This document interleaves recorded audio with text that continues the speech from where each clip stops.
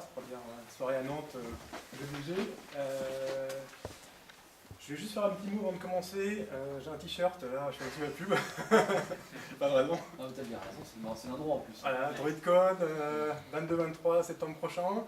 On est en train d'ouvrir les accès vers tout, vers l'achat des billets, etc. Mais il y a le CFP qui est déjà ouvert. Donc n'hésitez pas.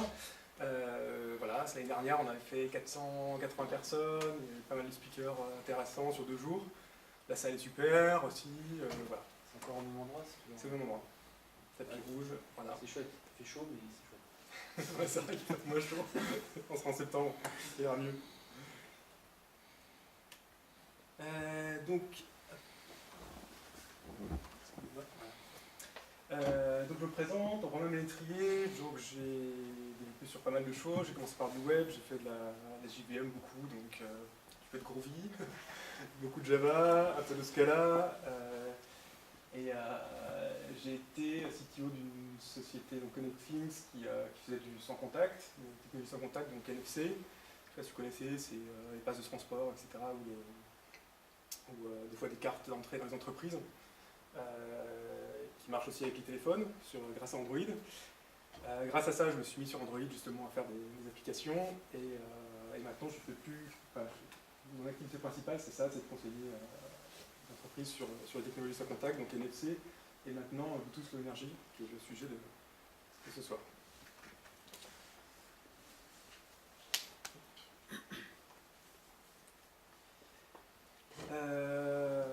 Donc déjà, je voulais savoir si vous utilisiez vous Bluetooth dans vos développements.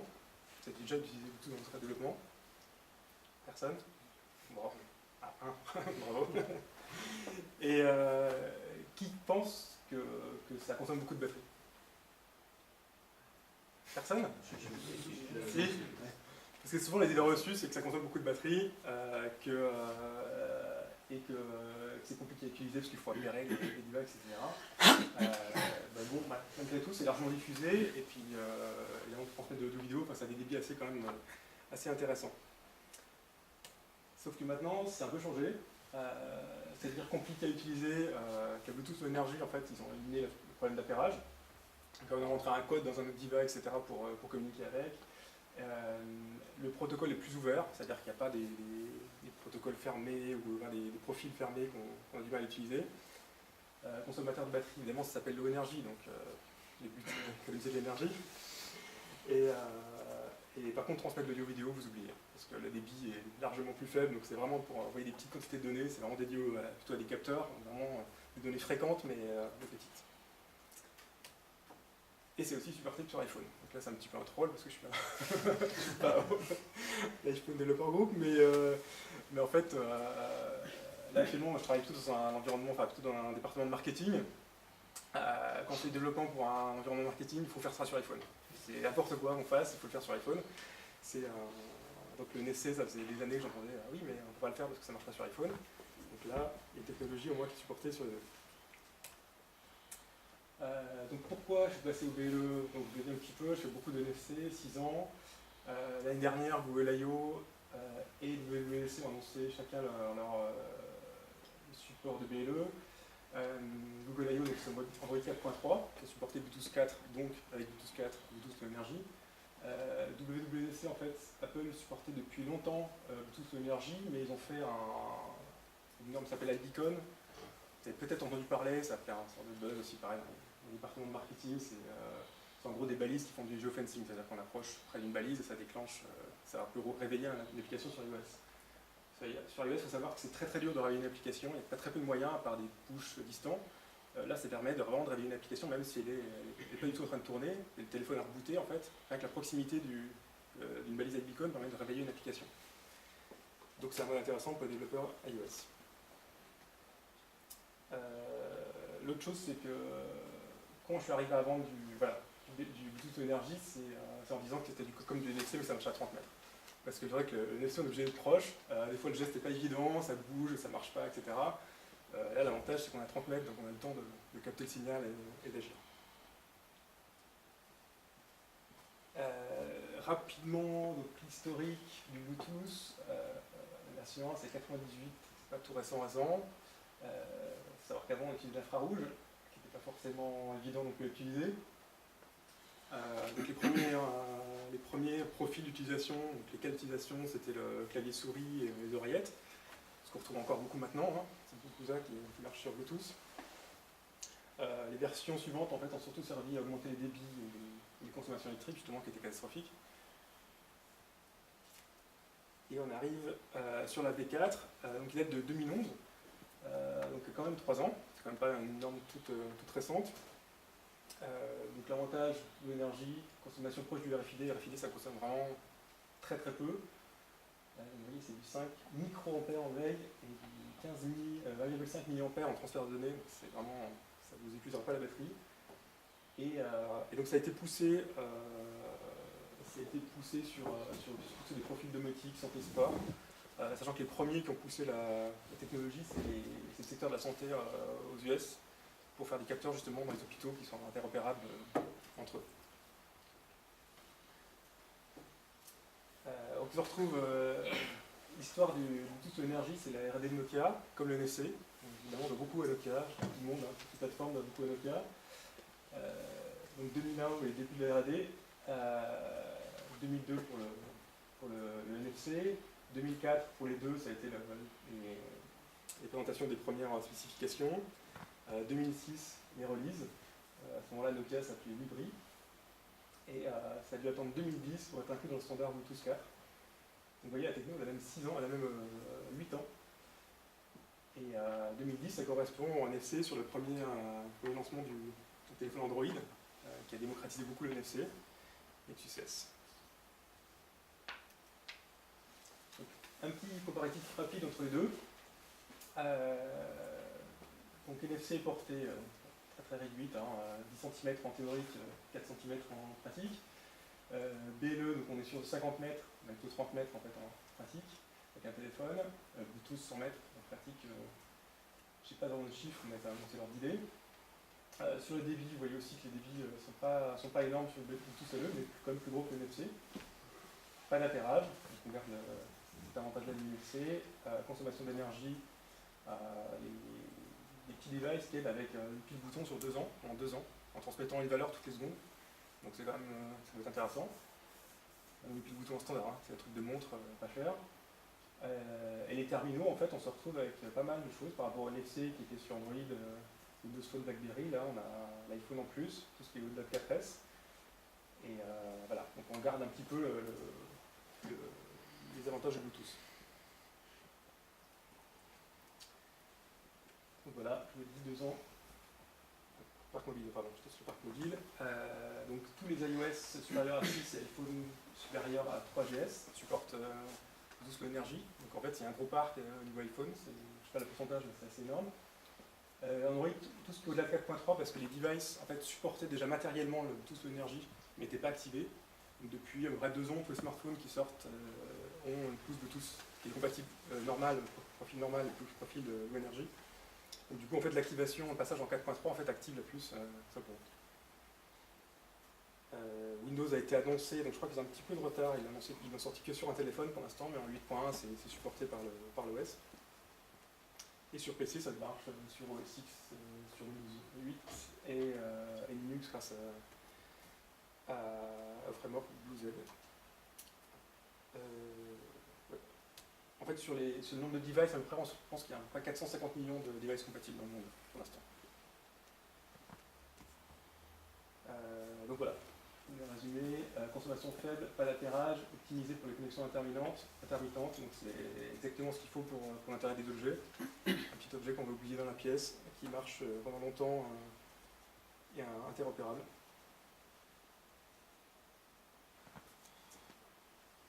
Donc pourquoi on s'y intéresse maintenant, puisque la norme a 8 ans et est sortie il y a plus de 3 ans. C'est simplement que ça a été poussé par pas mal de campagnes sur Kickstarter par les objets connectés.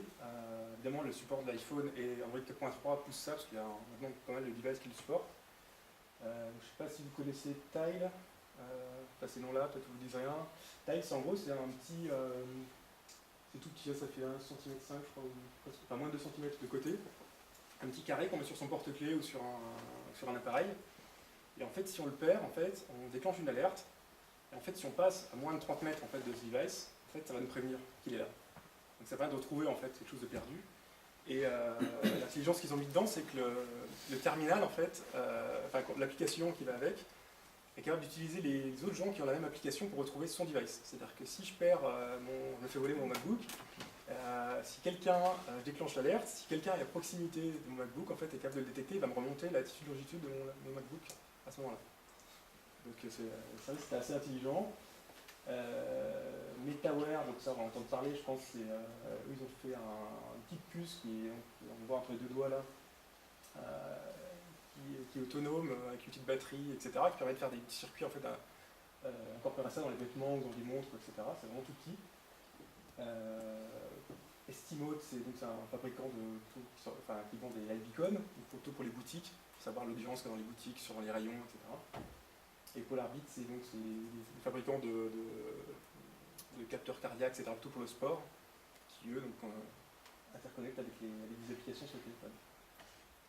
Donc sur Alibaba, j'ai fait des recherches sur les puces BLE, il y a plus de 600 produits, il y en a à tous les prix, c'est assez varié. Donc le coût, je n'ai pas précisé le coût de device, la BLE, ça me ferait 25$. Pour donner une ordre d'idée. C'est plus cher que du NFC, où ça va être $1, mais c'est encore raisonnable. Donc je vous parlais d'iBeacon. iBeacon, ce qui est marrant, c'est que ça a fait un buzz alors que c'était un nom dans un slide. C'est-à-dire qu'ils n'en ont même pas parlé dans la conférence. C'était juste un petit nom en bas à gauche. Mais bon, je pense que c'est l'usage qui a fait un peu rêver. De détecter les gens à proximité, de pouvoir faire du paiement, de pouvoir faire de l'interaction avec les utilisateurs sans utiliser de canaux propriétaires. Donc maintenant, je vais vous parler un petit peu du fonctionnement. Donc, Boost Energy, en gros, c'est du client-serveur. Donc, c'est pas un modèle inconnu. En gros, le mode central, qui est le mode central, c'est ce qui va scanner les autres terminaux pour récupérer des valeurs. Donc, ça va être souvent le téléphone, dans ce cas-là. Le mode peripheral, c'est plutôt le petit module BLE qui va renvoyer ces valeurs. Donc, typiquement, j'ai vu ces capteurs, montres connectées, tout ce qui est les nouvelles montres connectées, qui sont BLE maintenant. Donc ça, c'est des peripherals. Ce qui est important, c'est que dans la norme Bluetooth, un terminal ne peut pas être master et slave en même temps. Donc c'est-à-dire que votre téléphone, d'ailleurs sur Android, en fait, il ne supporte pas le mode periphéral. Donc il peut être que central, donc il peut que scanner les autres périphériques. Il ne peut pas agir en tant que fournisseur de données et être scanné par les autres périphériques. Il y a beaucoup de développeurs qui râlent à cause de ça, parce qu'ils aimeraient bien avoir le principe, mais c'est interdit dans la norme Bluetooth. Mais Apple l'a fait. C'est-à-dire qu'Apple, on peut être périphérique et central en même temps. Donc, moi je croise les doigts pour la semaine prochaine, ils vont faire un petit truc à ce sens-là. Ça m'intéresserait. Autre chose, c'est quand on est sur les périphéraux, en fait, on peut avoir qu'un master connecté à un moment donné. Donc, un master en fait, peut se connecter à plein de périphériques, donc pour relever des capteurs cardiaques en même temps qu'un autre capteur. Par contre, le capteur cardiaque, s'il est en train de envoyer des données à un central, il ne pourra pas en envoyer à une autre. Il sera connecté dessus. Donc un profil, donc GATT, c'est la norme qui décrit les profils Bluetooth Low Energy. Donc un périphérique, il a un à N service. Chaque service a des caractéristiques, et chaque caractéristique a des descriptions en fait, qui peut être soit lu, et ou écrit, et ou souscrit. Donc c'est-à-dire, lire, on envoie l'autolecture, on a la réponse, on a la valeur, écriture à l'alerte, on envoie la valeur à écrire, et on reçoit si c'est bien écrit ou pas. Et Notify, c'est justement pour bypasser le problème de connexion qui fait qu'on est tout seul sur le périphérique. C'est qu'en fait, on se met en notification, après on se déconnecte. Et du coup, on va recevoir en fait, des notifications dès que la valeur change, en fait, on va recevoir la valeur. Et c'est en mode broadcast, en fait.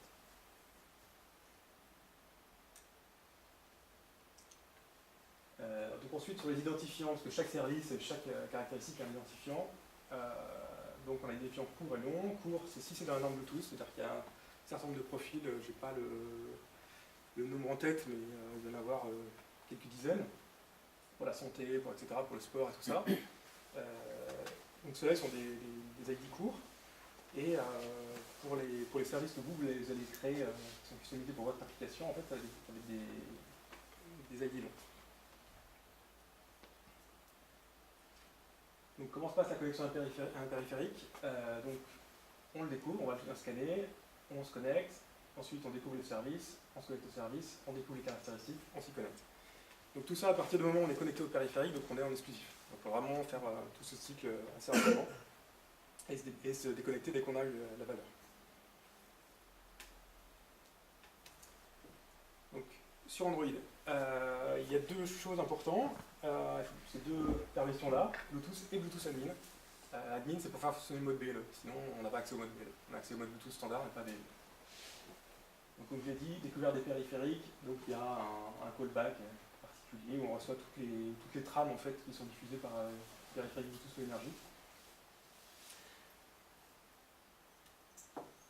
Ensuite on s'y connecte, donc avec un connect GAT, donc vous savez avec le profil GAT.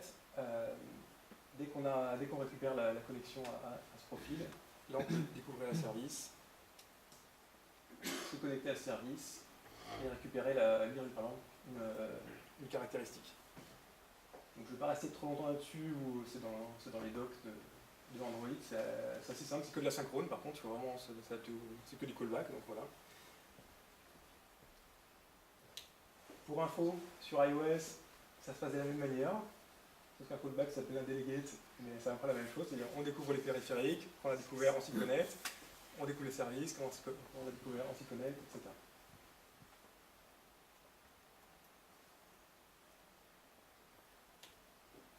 Donc maintenant, je vais vous faire essayer de vous faire une petite démo. Alors,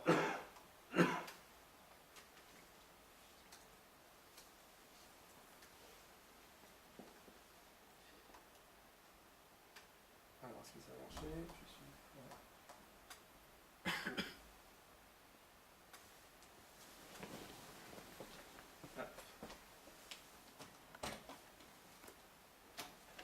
Pas évident.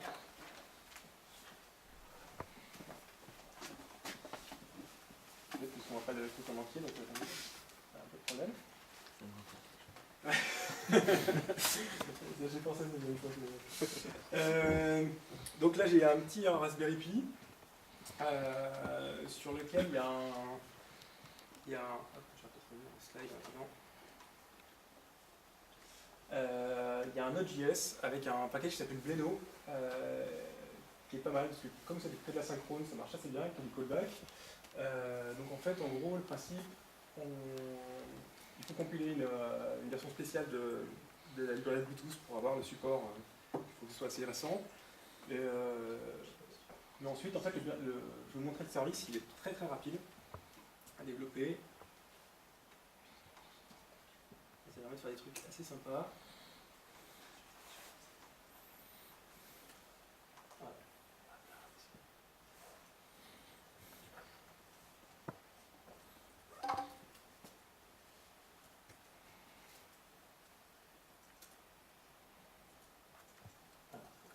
Je vais faire un petit truc. Donc en gros, là j'ai séparé en plein de fichiers. C'est pas si compliqué que ça. Alors, voilà, donc là j'ai juste décrit mon service. Donc c'est un service primary, c'est-à-dire que je le mets, en fait c'est le principal service qui est annoncé pour ce device. J'ai mis un UID facile à retenir.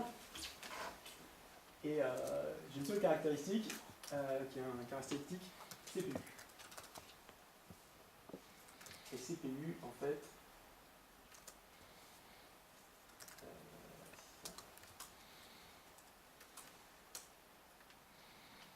mon CPU, en fait, c'est assez rapide, enfin c'est facile, il donne la charge CPU, en fait, à un moment donné où on livre le device. Donc imaginez, vous passez dans une salle serveur, vous pouvez récupérer la charge de CPU de tous les devices juste avec votre téléphone, juste en passant. Même si vous ne connaissez pas le mot de passe, etc., la connexion, vous allez récupérer tout ça. Donc c'était pour illustrer un petit peu ce cas d'usage. Et donc, normalement,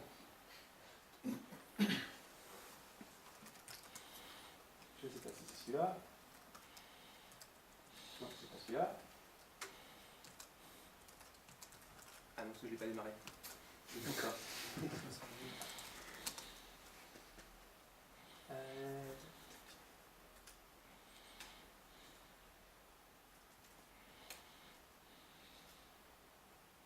Ça va aller beaucoup mieux comme ça. Voilà.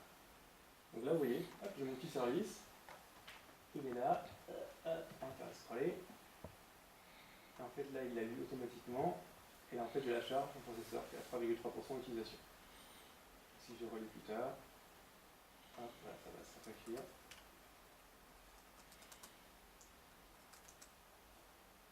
Et voilà, et je mettais des mots. Voilà.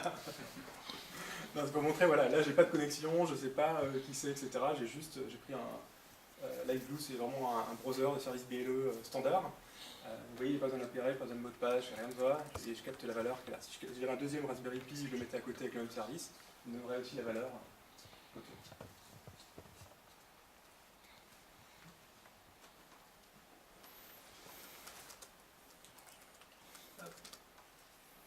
Non, je voulais vous faire une démo sur Android, mais j'ai pas eu le temps de terminer.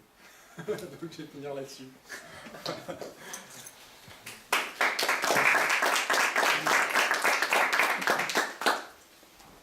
Est-ce que vous avez des questions? Je ne sais pas si j'étais trop rapide d'ailleurs ou trop long.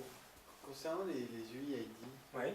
tu as un truc à conseiller parce que du coup tu peux facilement te retrouver avec des devices qui ont les mêmes UID. Ouais, en fait c'est une plage assez grande. Hein. Ouais, mais si tu as envie d'avoir des noms, si tu as envie de mettre des codes qui peuvent être un peu sympas, faciles à retenir, tu peux avoir des gens qui réfléchissent comme toi et. Tu peux te retrouver, ouais, non, c'est sûr. Il n'y a pas de solution. Normalement, tu es censé faire un générateur d'UID et tu prends un truc au hasard et tu.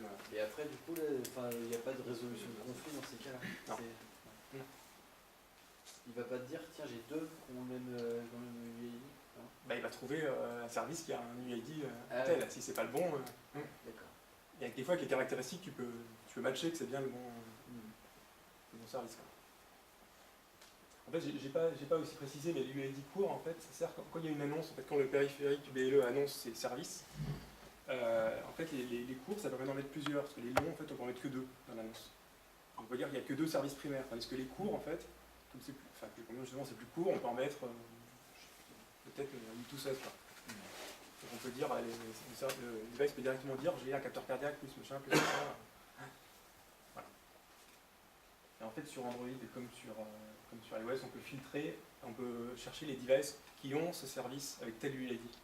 Donc du coup, ça permet de filtrer les devices qu'on découvre. Tu peux remontrer l'affichage de ce que tu vois du service? Oui. Sur le LiveBlue. Voilà. Comment le Raspberry se présente en fait? En fait, là, c'est la puce qui se présente. Donc je pense que c'est une puce Broadcom, DCL de Broadcom. Il n'y a pas une notion de nommage? Si. En fait, le nommage, il est là. 1800, c'est un service court, justement. Là, c'est un UID court. Et ça, c'est un truc normé qui donne le nom. Et en fait, là, sur 2A à 0, voilà, on a le nom qu'on a fixé. Ça s'appelle Raspberry Pi. Donc ça va identifier éventuellement le device. Et il faudrait mapper en fait ces codes-là avec du texte pour qu'un humain puisse comprendre. Tiens, je suis passé à côté, j'ai vu telle machine, c'est un Raspberry qui offre telle et telle chose. En fait, c'est une bonne question parce qu'il y a déjà ça en fait. J'ai pas montré, mais sur les caractéristiques, en fait, il y a des choses qui s'appellent descriptors en fait, qui sont justement faits pour envoyer du texte lisible par les humains. C'est-à-dire c'est fait exprès pour décrire la caractéristique. Donc là, je l'ai pas mis, mais on peut obtenir en fait une description du service textuel. Donc ça suppose que tu es déjà descendu, explorer la chose. Ouais, tu t'es connecté, tu as parcouru tous les services, tu as parcouru tous les Et si déjà dès le premier niveau, je détecte quelque chose, un device, je veux savoir ce qu'il est. Ah oui. Pour avoir un code de A36, il n'y a rien. Non, mais donc il y a le nom, et après, on est censé justement s'abstraire de ce qui est sur le matériel sur lequel il tourne. Donc si c'est pas ça qui est ta question, si tu voulais savoir sur... On revient sur la racine, voilà, Ouais. ici. Je voudrais, au niveau périphéral, savoir à qui se présente. Ouais. Si je suis dans une pièce, j'ai plusieurs capteurs, plusieurs appareils, je ne veux pas mémoriser le fait que BCM, c'est la boîte machin. Ah ouais. Moi, je veux ma box. Ça, c'est vraiment le but de ce nom-là. Hein. Normalement, tu dois pouvoir, quand tu scannes, tu pourrais, première découverte, te connecter rapidement, aller chercher le nom, le lire, et de revenir. Et voilà, du coup, tu as le nom qui est associé. Je veux dire, donc tu règles. Il faut quand même faire l'exploration. Quand t'as l'exploration. Tu peux changer ce nom-là. Hein. Mais par contre, c'est le dernier qui a cité le nom qui a raison. C'est-à-dire que si tu as plusieurs services BE sur la machine, en fait, c'est le dernier qui a tourné, qui a démarré, qui a son nom. Donc c'est pas très consolidé de se baser là-dessus. Justement, pour le nommage et les UID, souvent quand on prend des SDK, en fait, il y a des UID qui viennent avec. Ouais. En fait, c'est pas lié au plus, c'est aléatoire. Ouais, ouais. Moi, je pensais que la puce, elle était signée avec. Non. Le composant, il n'est pas signé. Non. Après, il peut y avoir des connexions sécurisées, mais c'est. En boost énergie, c'est pas très. Dans le RFID, le NFC, il y a des UID qui sont fixés. Ouais. Là, pas là. Non. Il y a un ID matériel qui est fixé, la puce. Par contre, après, le service de toute l'énergie, c'est du ID software. C'est un oiseau qui a. C'est bon, il arrive. Ah, il a- Et au niveau de la sécurité, justement, C'est pas très sécurisé. T'as pas vu ça? non, mais il y a des choses qu'il faut. Non, les seuls trucs que j'ai vus en sécurité là-dessus, c'est qu'ils utilisent Bluetooth normal en fait pour sécuriser. Donc en fait, si par exemple sur un iPhone qui expose pas mal de services en BLE, par exemple il y a le service de batterie. Il y a un service de batterie où tu peux savoir le niveau de batterie.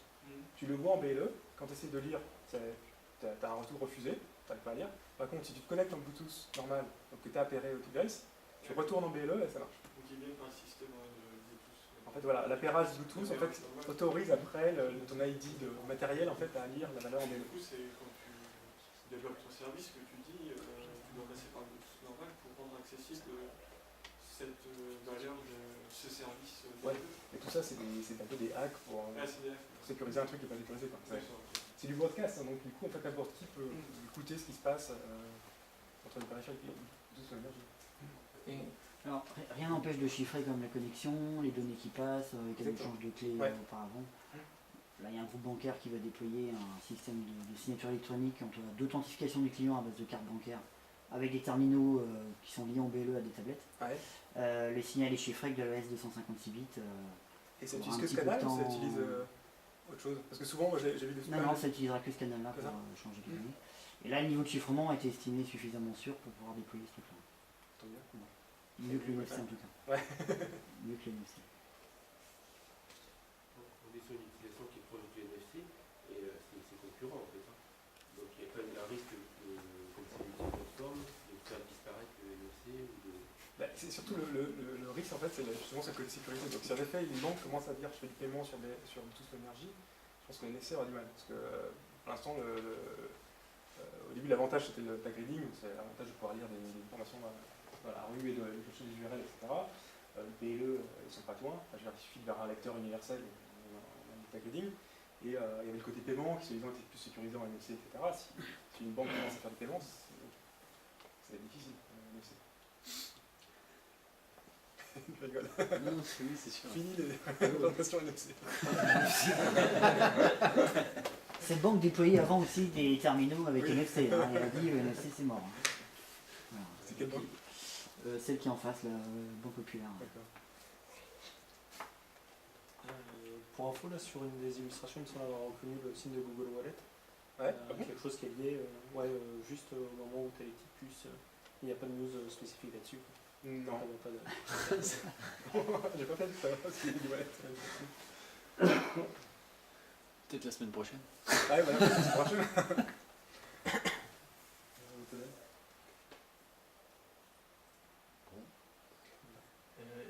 Est-ce que c'est exact si le système de notification permet à plusieurs masters d'être informés de quelque chose d'un périphérique? Ouais, à condition de s'inscrire en fait. C'est-à-dire qu'il faut se connecter une première fois, s'inscrire au Notify en fait, et après on est notifié des. Ça devient la connexion interminante en fait. Et c'est vraiment du broadcast. Donc ça, au moment de la définition de service, on définit si on veut nous notifier. Si je fais sur la Raspberry Pi, je définis moi si je suis en lecture, en écriture, si j'autorise la notification ou pas. Et la notification, elle est liée à l'UID que tu as défini, mais rien à voir avec celui du constructeur? Non. Si par exemple tu veux déployer des beacons à toi partout pour localiser, tu peux demander à être notifié que ton appli est notifié que de tes UID à toi? Ouais. Ouais. Tu peux filtrer. Sur celui-là, tu parles de la beacon, les beacons ont plus. C'est plus. Non, mais c'est une norme par-dessus ça, c'est-à-dire que même dans la trame qu'ils envoient, en fait, il y a un NID, un major, un minor. En fait. Et c'est fait. Use case, c'était souvent l'UID était en gros l'application, le major était le magasin, et puis le minor était le rayon, quoi, en gros. Donc en fait, on peut filtrer par préfixe, donc soit l'UID, soit UID plus major, soit UID plus major plus minor. Et ça te permet de déclencher des actions un peu paramétrées sur l'endroit où on est. Donc en effet, typiquement, dans ton cas, là, ce serait l'application a un UID, et après, tu fais des majors et des mineurs différents. Ouais, tu peux. Qui étaient filtrés. C'est ce que fait Steamot, par exemple. Steamot, ils ont des UID à eux. On continuera d'autres questions tout à l'heure pendant le pot. Allez, c'est Damien.